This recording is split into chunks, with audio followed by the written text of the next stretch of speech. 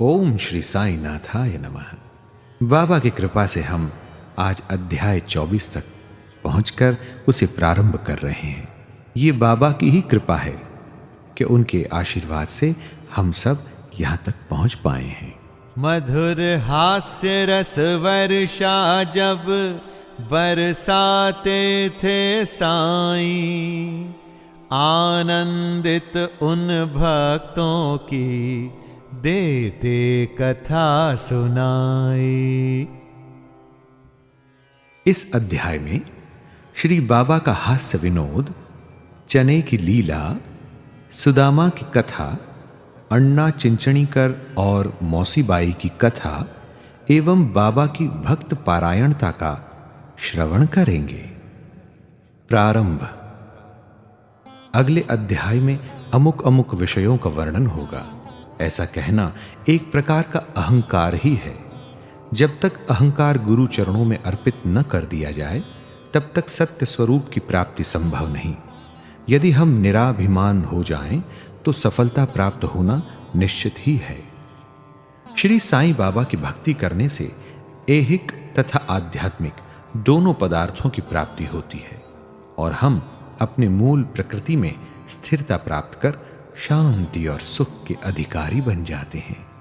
अतः मुमुक्षुओं को चाहिए कि वे आदर सहित श्री साईं बाबा की लीलाओं का श्रवण कर उनका मनन करें। यदि वे इसी प्रकार प्रयत्न करते रहेंगे तो उन्हें अपने जीवन ध्येय तथा परमानंद की सहज ही प्राप्ति हो जाएगी। प्रायः सभी लोगों को हास्य प्रिय होता है, परंतु स्वयं हास्य का पात्र कोई नहीं बनना चाहता। इस विषय में बाबा की पद्धति भी विचित्र थी। मनोविनोद जब भावपूर्ण होता तो अति मनोरंजक तथा शिक्षाप्रद होता था। इसीलिए भक्तों को यदि स्वयं हास्य का पात्र बनना भी पड़ता था तो उन्हें उसमें कोई आपत्ति न होती थी। श्री हेमाड़ पंत भी ऐसा एक अपना ही उदाहरण प्रस्तुत करते हैं। आइए चना लीला की कथा का श्रवण करें। शिरडी में बाजार प्रति रविवार को लगता है। निकटवर्ती ग्रामों में लोग यहां आकर रास्तों पर दुकानें लगाते और सौदा बेचते हैं। मध्याह्न के समय मस्जिद लोगों से ठसाठस भर जाया करती थी, परंतु इतवार के दिन तो लोगों की इतनी अधिक भीड़ होती कि प्रायः दम ही घुटने लगता था। ऐसे ही एक रविवार के दिन श्री हेमाड़ पंत बाबा की चरण सेवा कर रहे थे। श्यामा बाबा के बाईं ओर व वामन राव बाबा के दाहिनी ओर बैठे थे। इस अवसर पर श्रीमान बूटी साहेब और काका साहेब दीक्षित भी वहां उपस्थित थे। तब श्यामा ने हंसकर अन्ना साहेब से कहा कि देखो, तुम्हारे कोट की बाह पर कुछ चने लगे हुए से प्रतीत होते हैं। ऐसा कहकर श्यामा ने उनकी बाह स्पर्श की जहां कुछ चने के दाने मिले। जब हेमाड़ पंत ने अपनी बाईं कुहनी सीधी की तो चने के कुछ दाने लुढ़ककर नीचे भी गिर पड़े, जो उपस्थित लोगों ने बीन कर उठाए।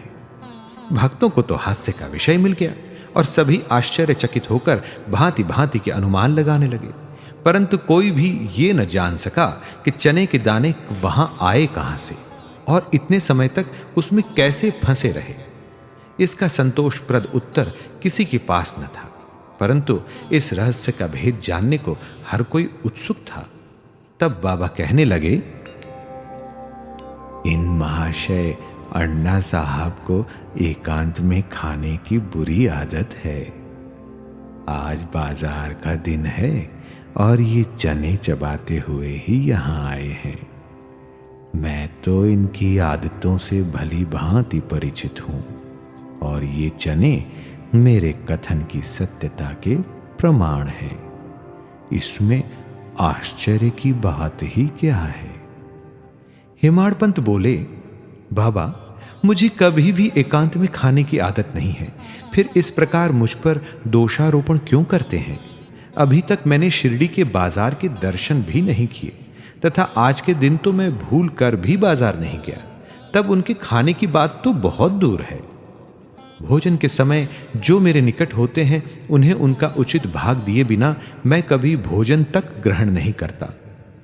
बाबा बोले, तुम्हारा कथन सत्य है, परंतु जब तुम्हारे समीप ही कोई न हो तो तुम या हम कर ही क्या सकते हैं? अच्छा बताओ, क्या भोजन करने से पूर्व तुम्हें कभी मेरी स्मृति भी आती है? क्या मैं सदैव तुम्हारे साथ नहीं हूं? फिर क्या तुम पहले मुझे ही अर्पण कर भोजन किया करते हो? इस घटना द्वारा बाबा क्या शिक्षा प्रदान कर रहे हैं, थोड़ा इस ओर ध्यान देने की आवश्यकता है। इसका सारांश यह है कि इंद्रियां, मन और बुद्धि द्वारा पदार्थों का रसास्वादन करने के पूर्व बाबा का स्मरण करना चाहिए। उनका स्मरण ही अर्पण की एक विधि है। इंद्रियां विषय पदार्थों की चिंता किए बिना कभी नहीं रह सकती। इन पदार्थों को उपभोग से पूर्व ईश्वरार्पण कर देने से उनकी आसक्ति स्वभावतः नष्ट हो जाती है।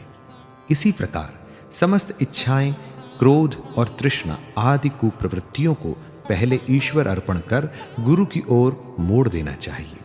यदि इसका नित्याभ्यास किया जाए तो परमेश्वर तुम्हारी कुवृत्तियों के दमन में सहायक होंगे। विषय के रसास्वादन के पूर्व वहां बाबा की उपस्थिति का ध्यान अवश्य रखना चाहिए। तब विषय उपभोग के उपयुक्त है या नहीं, यह प्रश्न उपस्थित हो जाएगा और आचरण में सुधार होगा। इसके फलस्वरूप गुरु प्रेम में वृद्धि होकर शुद्ध ज्ञान की प्राप्ति होगी। जब इस प्रकार ज्ञान की वृद्धि होती है तो दैहिक बुद्धि नष्ट होकर चैतन्य घन में लीन हो जाती है। वस्तुतः गुरु और ईश्वर में कोई पृथकत्व नहीं है और जो उन्हें भिन्न समझता है वह तो निरा अज्ञानी है तथा उसे ईश्वर दर्शन होना भी दुर्लभ है।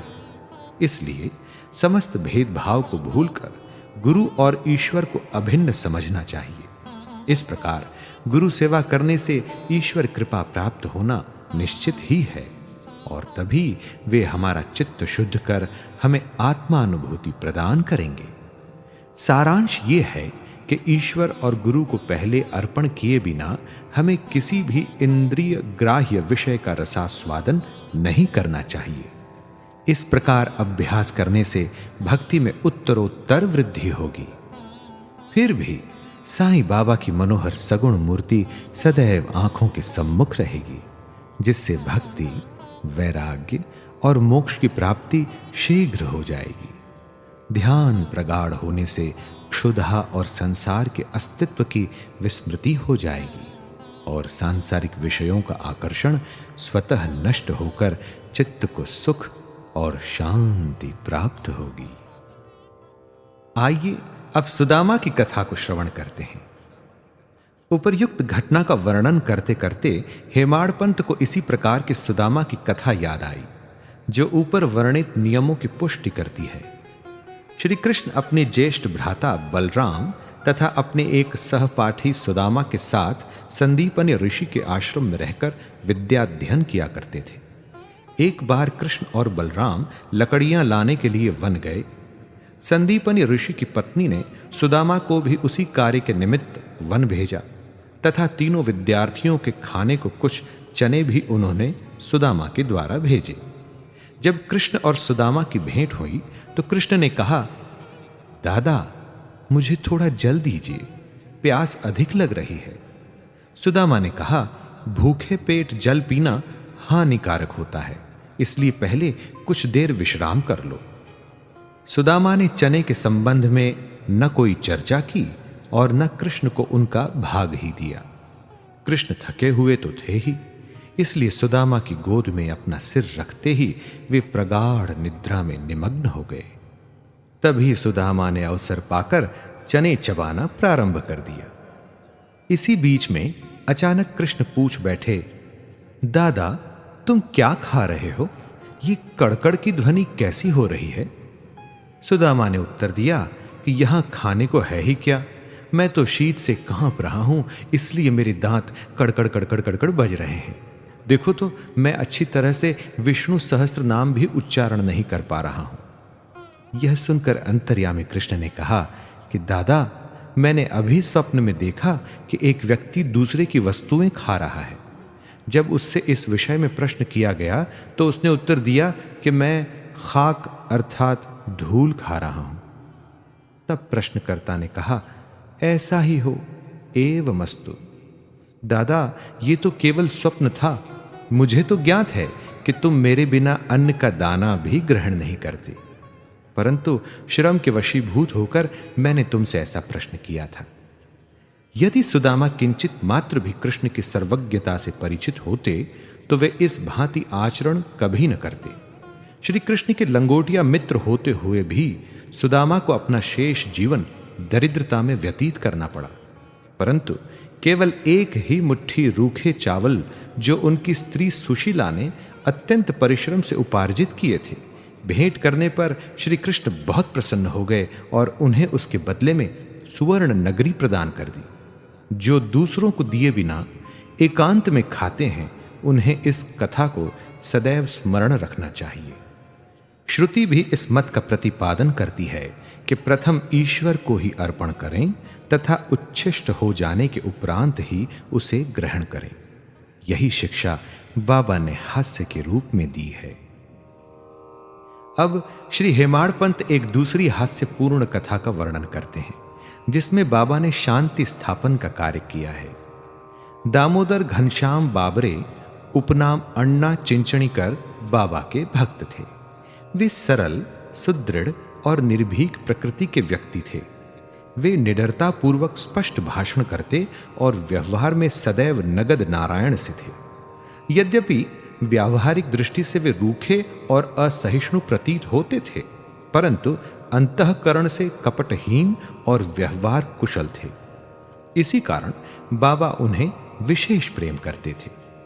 सभी भक्त अपनी अपनी इच्छानुसार बाबा के अंग अंग को दबा रहे थे। बाबा का हाथ कठड़े पर रखा हुआ था। दूसरी ओर एक वृद्ध विधवा उनकी सेवा कर रही थी, जिनका नाम वेणुबाई कौजलगी था। बाबा उन्हें मां शब्द से संबोधित करते तथा अन्य लोग उन्हें मौसी बाई कहते थे। वे एक शुद्ध हृदय की वृद्ध महिला थीं। वे उस समय दोनों हाथों की उंगलियां मिलाकर बाबा के शरीर को मसल रही थीं। जब वे बलपूर्वक उनका पेट दबाती तो पेट और पीठ का प्रायः एकीकरण हो जाता था। बाबा भी इस दबाव के कारण यहां वहां सरक रहे थे। अण्णा दूसरी ओर सेवा में व्यस्त थे। मौसीबाई का सिर हाथों की परिचालन क्रिया के साथ नीचे ऊपर हो रहा था। जब इस प्रकार दोनों सेवा में जुटे थे तो अनायास ही मौसीबाई का मुख अण्णा के अति निकट आ गया। मौसीबाई विनोदी प्रकृति की होने के कारण ताना देकर बोली, ये अण्णा बहुत बुरा व्यक्ति है और ये मेरा चुंबन करना चाहता है। इसके केश तो पक गए हैं, परंतु मेरा चुंबन करने में इसे तनिक भी लज्जा नहीं आती है। यह सुनकर अण्णा क्रोधित होकर बोले, तुम कहती हो कि मैं एक वृद्ध और बुरा व्यक्ति हूं? क्या मैं मूर्ख हूं? तुम खुद ही छेड़खानी करके मुझसे झगड़ा कर रही हो। वहां उपस्थित सब लोग इस विवाद का आनंद ले रहे थे। बाबा का स्नेह तो दोनों पर था, इसलिए उन्होंने कुशलता पूर्वक विवाद का निपटारा कर दिया। वे प्रेम पूर्वक बोले, अरे अण्णा, व्यर्थ ही क्यों झगड़ रहे हो? मेरी समझ में नहीं आता कि मां का चुंबन करने में दोष ही क्या है। बाबा के शब्दों को सुनकर दोनों शांत हो गए और सब उपस्थित लोग जी भरकर ठहाका मारकर बाबा के विनोद का आनंद लेने लगे। आइए अब इसके बाद बाबा की भक्त पारायणता देखें। बाबा भक्तों को उनकी इच्छा अनुसार ही सेवा करने दिया करते थे और इस विषय में किसी प्रकार का हस्तक्षेप उन्हें सहन न था। एक अन्य अवसर पर मौसी बाई बाबा का पेट बलपूर्वक मसल रही थी, जिसे देखकर दर्शकगण व्यग्र होकर मौसी बाई से कहने लगे, मां, कृपा कर धीरे धीरे ही पेट दबाओ। इस प्रकार मसलने से तो बाबा की अंतड़ियां और नाड़ियां ही टूट जाएंगी। वे इतना कह भी न पाए थे कि बाबा अपने आसन से तुरंत उठ बैठे और अंगारे के समान लाल आंखें कर क्रोधित हो गए। साहस किसे था जो उन्हें रोके? उन्होंने दोनों हाथों से सटके का एक छोर पकड़ नाभि में लगाया और दूसरा छोर जमीन पर रखकर उसे पेट से धक्का देने लगे। सटका लगभग 2 या 3 फुट लंबा था। अब ऐसा प्रतीत होने लगा कि वह पेट में छिद्र कर प्रवेश कर जाएगा। लोग भयभीत हो उठे और अब पेट फटने ही वाला है, ऐसा सोचने लगे। बाबा अपने स्थान पर दृढ़ हो उसके अत्यंत समीप होते जा रहे थे और प्रति क्षण पेट फटने की आशंका हो रही थी। सभी किंग कर्तव्य विमूढ़ हो रहे थे। वे आश्चर्यचकित और भयभीत हो ऐसे खड़े थे मानो गूंगों का समुदाय हो। यथार्थ में भक्तगण का संकेत मौसी बाई को केवल इतना ही था कि वे सहज रीति से सेवा शुश्रूषा करें। किसी की इच्छा बाबा को कष्ट पहुंचाने की न थी। भक्तों ने तो यह कार्य केवल सद्भावना से प्रेरित होकर ही किया था, परंतु बाबा तो अपने कार्य में किसी का हस्तक्षेप कण मात्र भी न होने देना चाहते थे।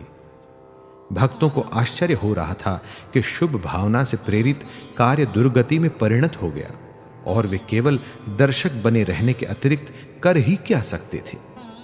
भाग्यवश बाबा का क्रोध शांत हो गया और सटका छोड़कर वे पुनः आसन पर विराजमान हो गए।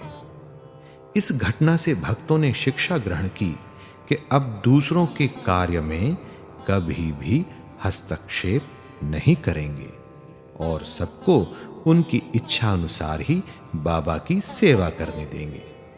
केवल बाबा ही सेवा का मूल्य आंकने में समर्थ थे। श्री सद्गुरु साई नाथार्पणमस्तु। शुभम भवतु। साईं की सेवा करने का सबको है अधिकार। श्रद्धा से जो करो वो साईं को स्वीकार। अध्याय 24 संपूर्णम।